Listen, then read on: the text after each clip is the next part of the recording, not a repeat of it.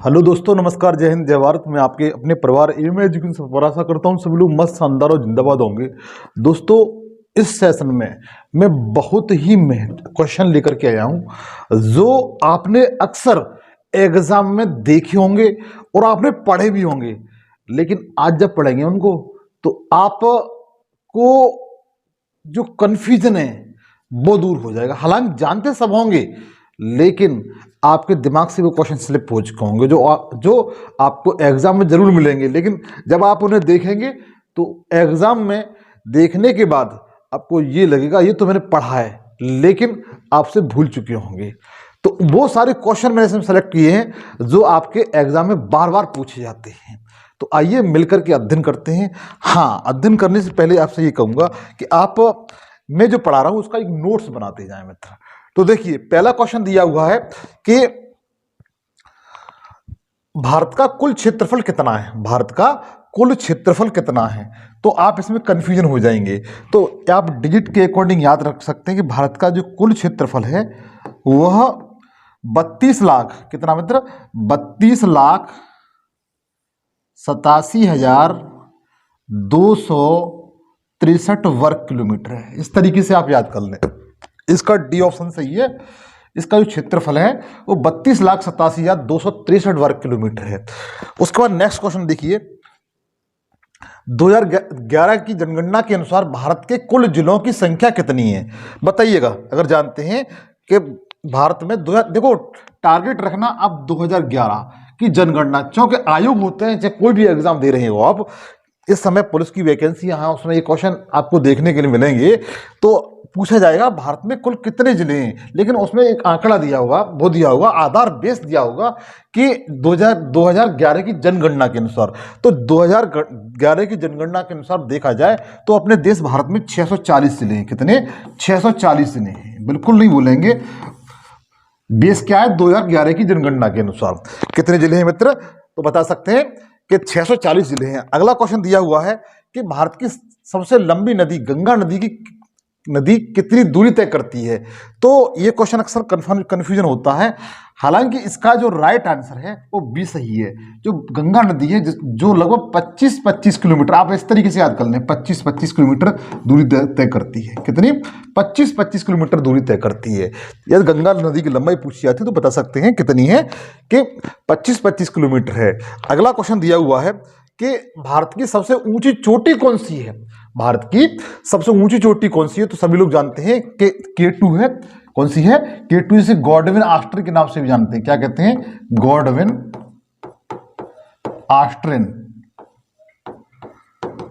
ऑस्ट्रिन के नाम से भी इसे जानते हैं, जो 8,611 मीटर ऊंची है। कितनी मित्र? 8,611 मीटर ऊंची है। और ये दूसरी सबसे ऊंची चोटी है। कहां पर है? जम्मू कश्मीर में। कहां पर है? जम्मू कश्मीर में है, काराकोरम श्रेणी पर। किस पर?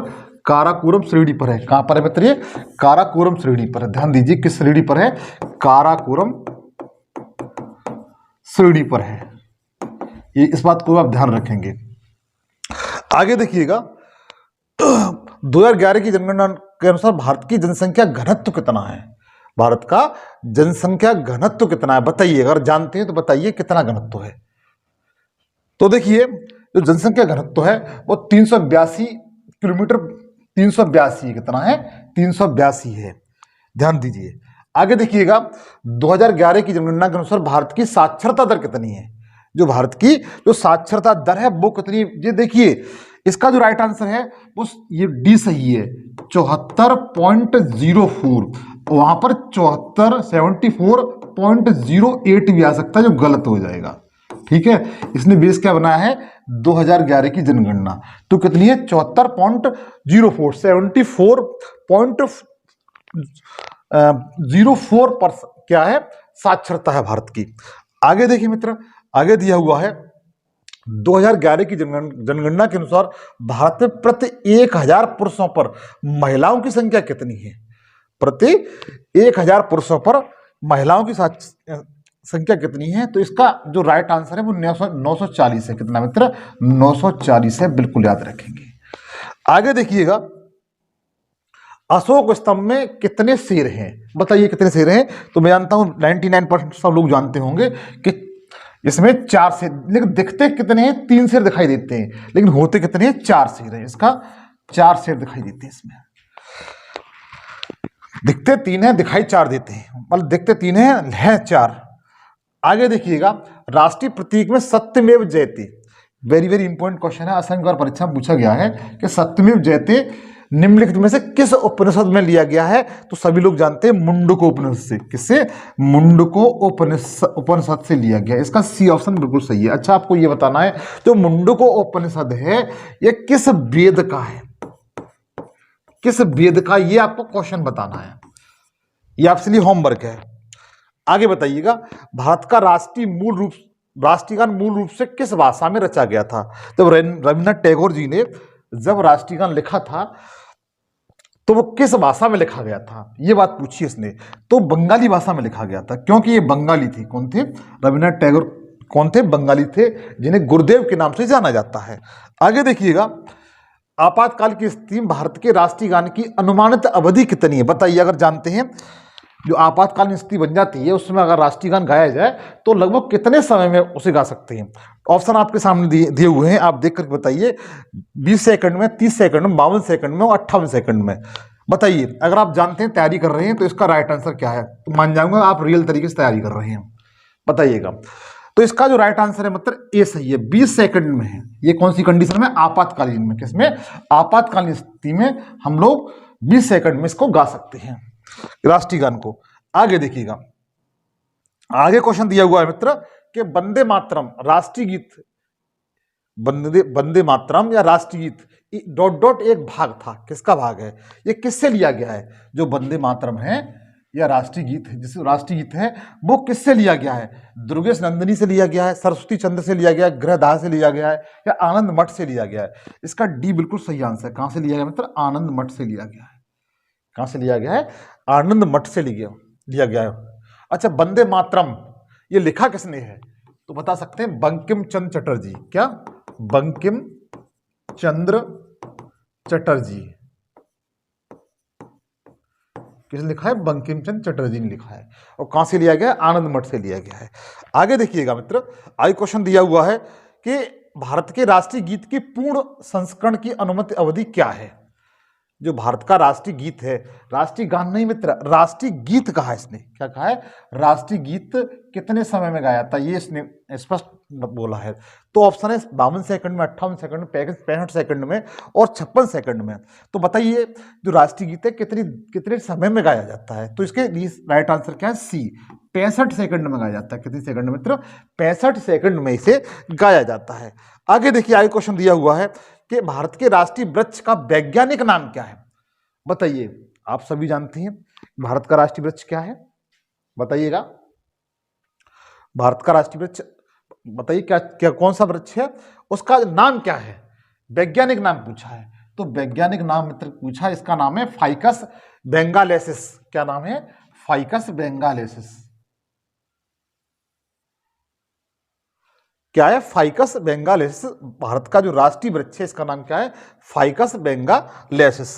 बिल्कुल नहीं भूलेंगे, मैं जानता हूं अच्छे लोगों पर नहीं आ पाया, ये क्वेश्चन निकल के आ रहा होगा। भारत के राष्ट्रीय फल का वैज्ञानिक क्या है? बताइए, भारत का राष्ट्रीय फल क्या है? आम है। इसका वैज्ञानिक नाम क्या है? तो इसका नाम मित्र जो उसका वैज्ञानिक नाम है, साइंटिफिक नाम है, वो मैंगीफेरा इंडिया है। क्या है मित्र? Mangifera India. डी इसका बिल्कुल राइट आंसर है। डी इसका बिल्कुल राइट आंसर, मैंगीफेरा इंडिया। आगे देखिएगा, आगे क्वेश्चन दिया हुआ है कि हाथी परियोजना भारत में किस वर्ष लॉन्च की गई थी? इंपॉर्टेंट क्वेश्चन है, बताइए अगर आप जानते हैं। इंपॉर्टेंट क्वेश्चन है, अगर आप जानते हैं जरूर बताएंगे। जो हाथी परियोजना है वो भारत में कब लागू की गई थी? बताइएगा। 1992 में, 1985 में, 1973 में, 1972 में। तो इसका राइट आंसर कौन सा है? ए सही है, 1992 में। कब मित्र? 1992 में ये से लॉन्च किया गया था। आगे देखिएगा, आगे क्वेश्चन दिया हुआ है कि भारतीय झंडा अधिनियम कब लागू हुआ था? बताइए, वेरी वेरी इंपॉर्टेंट। अगर आप जानते हैं तो बताइए, इसका राइट आंसर, इस क्वेश्चन का आप राइट आंसर करके बता दीजिए, तो मैं मान जाऊंगा आपका कि आप वास्तव में तैयारी कर रहे हैं। आप रियल तरीके से तैयारी कर रहे हैं। बताइए भारतीय झंडा अधिनियम कब लागू हुआ था? तो इसका जो मित्र जो राइट आंसर है मैं बताता हूं। पहले ऑप्शन आपके सामने दिए हुए हैं, 26 जनवरी 2002 को, 15 अगस्त 2002 को, 26 जनवरी 1992 को, 15 अगस्त 1992 को। लेकिन इसका जो राइट आंसर है वो 26 जनवरी 2002 है। कब मित्र? 26 जनवरी 2002 है। बिल्कुल इसे याद रखेंगे, महत्वपूर्ण क्वेश्चन है, अच्छे अच्छे लोगों को फंसा देगा ये क्वेश्चन। आगे देखिए, हालांकि छोटा क्वेश्चन है मित्र, लेकिन ये फंसाने वाले क्वेश्चन है। आगे देखिएगा। हाँ, एक बात आपसे कहना भूल गया मैं कि इस चैनल पर मेरे आप सेशन पर नहीं हो, तो अगर आप इसी तरीके से वीडियो चाहते हो तो आपसे आशा करता हूं इस चैनल को सबसे पहले सब्सक्राइब कर लीजिए, दोस्त लाइक करिए, दोस्तों के साथ शेयर करिए, और अच्छा लगे तो कमेंट जरूर करिएगा। आगे चलते हैं मित्र। अगला क्वेश्चन दिया हुआ है कि भारतीय झंडे के तीनों रंग की संख्या किसने की थी? जो भारतीय झंडे के तीनों रंग की जो व्याख्या है, एक्सप्लेनेशन है, वो किसने किया था? बताइए गया। अच्छा, जो इसमें जो झंडा होता है उसमें इस तरह का गोल चक्र होता है, अशोक स्तंभ से लिया गया है, उसका व्याख्यान किसने किया था? ये बताइए, इसका एक्सप्लेनेशन किसने किया था? इसमें 24 तीलियां होती हैं और अशोक स्तंभ से लिया गया, इसे अशोक स्तंभ से, अशोक स्तंभ से लिया गया है। इसका एक्सप्लेनेशन किसने किया था? बताइएगा। इसका बताइए, तीनों रंगों का बताइए, और इसका बताइए। देखिए, जो तीन रंग हैं इनका जो किया गया था, क्या हुआ? बता नहीं पाए आप लोग? बताइए, संजीव जी आप बताइए। इसका जो किया गया था डॉक्टर राधाकृष्णन ने किया था। किसने? डॉक्टर राधाकृष्णन ने किया था। डॉक्टर राधा, जो तीनों रंग हैं उनका एक्सप्लेनेशन किसने किया था, व्याख्या किसने की थी? तो बता सकते हैं डॉक्टर राधाकृष्णन ने। अब बताइए संजीव जी कि जो इसका जो चक्र है, जो जिसमें 24 तीलियां हैं, इसका एक्सप्लेनेशन किसने किया था? तो इसका जो किया था वो जवाहरलाल नेहरू ने किया था। क्या था? पीटी नेहरू ने किया था। किसने किया था? पीटी नेहरू ने किया था, जो इसमें बी ऑप्शन है हालांकि। लेकिन इस क्वेश्चन का आंसर क्या है? डी सही है। आगे चले। आगे क्वेश्चन दिया हुआ है कि तेंजिंग और एडमंड हिलेरी ने पहली बार माउंट एवरेस्ट पर झंडा कब फहराया था? बताइए। 29 अगस्त 1953 को, 22 मई 1953 को, 25 मई 1953 को और 27 मई 1953 को। और इस तरीके से थोड़ा डीपली हार्ड क्वेश्चन पूछ ली जाए तो मैं जानता हूं इसमें लगभग 90% लोग अपनी विकेट गंवा देंगे। बताइए, आप अगर तैयारी कर रहे हैं बताइए इस क्वेश्चन का राइट आंसर क्या है? इसका जो राइट आंसर ए सही है मित्र। 29 मई 1953 को एडमंड हिलेरी और तेंजिंग नोर्गे ने माउंट एवरेस्ट पर झंडा फहराया था। आगे चलें। आगे देखिएगा, निम्नलिखित में से कौन सा भारत का राष्ट्रीय फूल है? बताइए, भारत का राष्ट्रीय फूल कौन सा है? ये तो सभी जानते हैं, कमल है। लेकिन इसका जो वैज्ञानिक नाम है वो क्या, बताइए क्या है? इसका नाम है लेम्फो न्यूसिफेरा। क्या है मित्र? इसका ए बिल्कुल राइट आंसर है। इसका ए बिल्कुल राइट आंसर है। कौन सा? ए इसका राइट आंसर है। नेलम्बो न्यूसिफेरा, ये सही है। इसका कौन सा है? भारत का जो राष्ट्रीय फूल है जिसका वैज्ञानिक नाम क्या है? नेलम्बो न्यूसिफेरा। आप लोग याद रखेंगे अगर नहीं जानते हो। हालांकि ये आपने पहले पढ़े होंगे, इस बात का दावा है मेरा, आपने ये पहले पढ़े होंगे। मोर को भारत का राष्ट्रीय पक्षी कब घोषित किया गया था? बताइएगा। मोर है, मोर वो भी नीला मोर। कौन सा मोर है मित्र? नीला मोर। नीला मोर है जिसे राष्ट्रीय पक्षी कब घोषित किया गया था? बताइएगा। तो 1900 इसमें 1956, 1958, 1972, 1963। बताइए राइट आंसर क्या है? तो इसका राइट आंसर डी सही है, 1963। जो राष्ट्रीय पक्षी है मोर, उसे 1963 में राष्ट्रीय पक्षी घोषित किया गया था मित्र, भारत का राष्ट्रीय पक्षी। आगे देखिएगा, बाघ को भारत का राष्ट्रीय पशु कब घोषित किया गया था? बता, 1956 में, 1958 में, 1972 में, 1963 में। बताइएगा। अच्छा, हाथी को किया गया था? हाथी को बताया था 1992 में। मैंने कब बताया था? 1992 में। लेकिन ये बताइएगा, जो राष्ट्रीय पशु बाघ है उसे कब घोषित किया गया था? तो इसका सी बिल्कुल राइट आंसर है। कौन सा? सी, 1972। कब मित्र? 1972 में इसे राष्ट्रीय पशु घोषित किया गया था। तभी टाइगर प्रोजेक्ट शुरू किया गया था। नेक्स्ट बताइए मित्र कि बाघ को बचाने के लिए बाघ परियोजना भारत में किस वर्ष लॉन्च की गई थी? बताइए, 92 में लॉन्च की गई थी, 85 में, 73 में या 72 में? बताइएगा।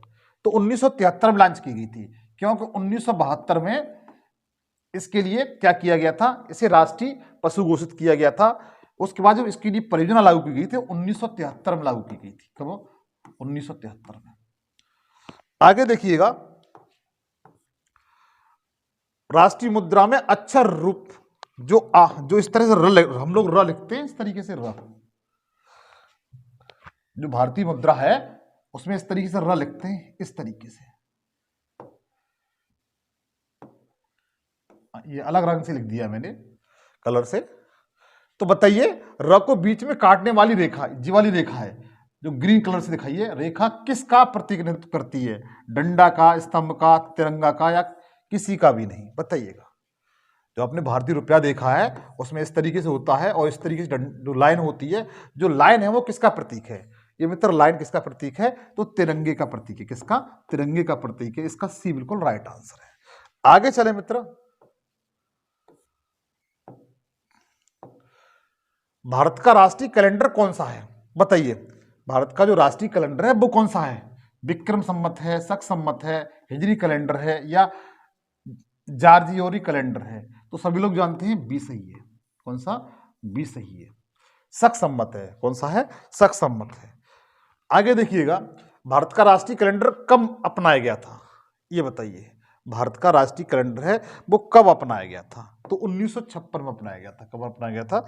1956 में। फिर भी आप लोगों से कहूंगा, आगे देखिए, मार्च से प्रारंभ होने वाला भारतीय राष्ट्रीय कैलेंडर का वर्ष का पहला महीना कौन सा होता है? बताइए। जैसे हम हिंदी भाषा में बोलते हैं, हिंदी भाषा में सबसे शुरुआत वाला महीना कौन सा होता है? तो शुरुआत वाला मित्र महीना होता है क्या? अश्विन होता है, कार्तिक होता है, फागुन होता है, चैत्र होता है? कौन सा होता है? तो चैत्र का महीना होता है। तो चैत्र है वो भारतीय कैलेंडर के अनुसार, कौन सा? भारतीय कैलेंडर के अनुसार पहला महीना कौन सा होता है? चैत्र का होता है। आगे देखिए, आगे दिया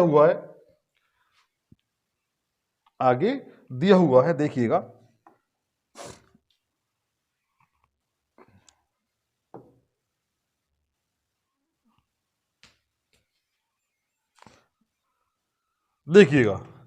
आगे देखिए, अगला क्वेश्चन दिया हुआ है, मार्च से प्रारंभ होने वाला भारतीय राष्ट्रीय कैलेंडर का पहला, ये तो बता ही दिया मैंने आपको। अगला दिया हुआ है, फरवरी से प्रारंभ होने वाला भारतीय राष्ट्रीय कैलेंडर वर्ष का अंतिम महीना कौन सा होता है? मतलब सीधी बात है, जो भारतीय राष्ट्रीय कैलेंडर है उसका जो पहला महीना मैंने बताया था वो तो चैत्र बताया था, लेकिन अंतिम महीना ये पहला महीना है। कौन सा? पहला। लेकिन अंतिम महीना कौन सा होता है वो बताइएगा। अश्विन होता है, कार्तिक होता है, फागुन होता है, चैत्र होता है? तो अंतिम महीना इसका सी सही है। कौन सा होता है? फागुन होता है। कौन सा होता है? फागुन। ये अंतिम महीना है, ये पूछा जाता है मित्र। ये साथ दोनों क्वेश्चन पूछे गए हैं। आगे देखिएगा। हाँ तो मित्र, ये मेरा छोटा सेशन था, आप लोगों को अच्छा लगा हो तो प्लीज लाइक करिए, दोस्तों के साथ शेयर करिए। चैनल पर नए हो तो चैनल को सब्सक्राइब कर दीजिए। इसी तरीके की वीडियो जानने के लिए आप चैनल को सब्सक्राइब कर लीजिए और बेल आइकन पर क्लिक करके ऑल पर सेलेक्ट कर दीजिए, ताकि इसी तरीके के आप सेशन को प्राप्त कर सकें। नए सेशन आपसे मुलाकात होगी। जय हिंद, जय भारत।